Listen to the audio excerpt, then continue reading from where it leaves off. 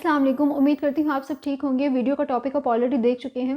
पैदाइश के बाद बच्चा या तो माँ का दूध पीता है या फॉर्मूला मिल्क पीता है, लेकिन बाज़ बच्चे ऐसे होते हैं जो कि डायरेक्टली ब्रेस्ट फीड नहीं करते और इस केस में माएँ ऐसा करती हैं कि दूध पंप करके निकालती हैं और अपने बच्चे को बॉटल या फीडर के थ्रू पिलाती हैं। जैसे कि आजकल हम देख रहे हैं कि सर्दियाँ काफ़ी बढ़ चुकी हैं, इसलिए माँ को काफ़ी परेशानी होती है कि जब बच्चे ने दूध पीना है तो बार बार फीडर गर्म करने की ज़रूरत पड़ती है, दूध गर्म करने की ज़रूरत पड़ती है।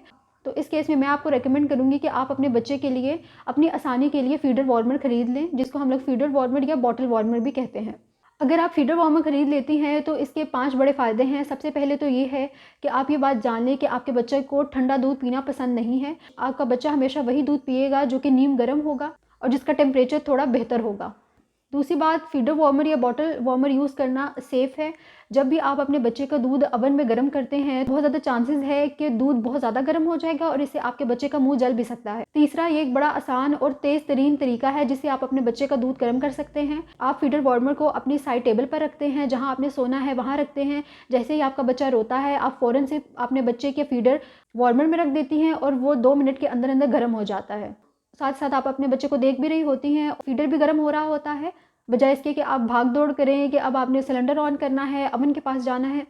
चौथी बात उन माँओं के लिए है जो कि अपने बच्चे को दूध पंप करके पिलाती हैं। हम सब जानते हैं कि ब्रेस्ट मिल्क के अंदर जो न्यूट्रिएंट्स होते हैं वो बहुत ज़्यादा इंपॉर्टेंट होते हैं हमारे बच्चे के लिए। अगर हम ब्रेस्ट मिल्क को चूल्हे पर गर्म करते हैं या ओवन में गर्म करते हैं तो बहुत ज़्यादा चांसेस होते हैं कि इसके अंदर जो न्यूट्रिएंट्स हैं, जो ग़िज़ाइयत है, वो ख़त्म हो जाएगी। इसलिए जब आप फीडर वार्मर के अंदर इसे गर्म करते हैं तो वो एक बड़ा ही नीम गर्म पानी में दूध गर्म हो रहा होता है, जिससे आपके बच्चे को जो ग़िज़ा मिलेगी, जो न्यूट्रिएंट्स मिलेंगे, वो सही हालत में मिलेंगे। पाँचवीं आसानी आपके लिए ये होगी कि आपके कोई एक्स्ट्रा बर्तन इस्तेमाल नहीं हो रहे होंगे, आपको भागम दौड़ नहीं करनी पड़ेगी, आपको बार बार बर्तन धोने की ज़रूरत नहीं पड़ेगी।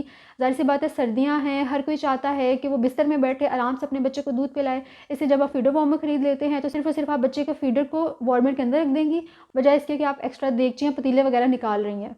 अब हम देखते हैं कि बाद में जब दूध पंप कर लेती हैं, दूध को स्टोर करने के लिए फ्रीज़र में रख देती हैं। इस केस में आपने कभी भी दूध को डीफ्रोस्ट करने के लिए यानी कि पिघलाने के लिए तेज़ आंच पर नहीं रखना। आप जब उस फीडर को वार्मर के अंदर रख देती हैं तो एक बड़े ही नीम गर्म पानी में दूध पिघल जाता है और वो बच्चे के पीने के काबिल हो जाता है। उम्मीद करती हूँ आज आपको हमारी वीडियो पसंद आई होगी। अपना ख्याल रखिएगा। अल्लाह हाफ़िज़।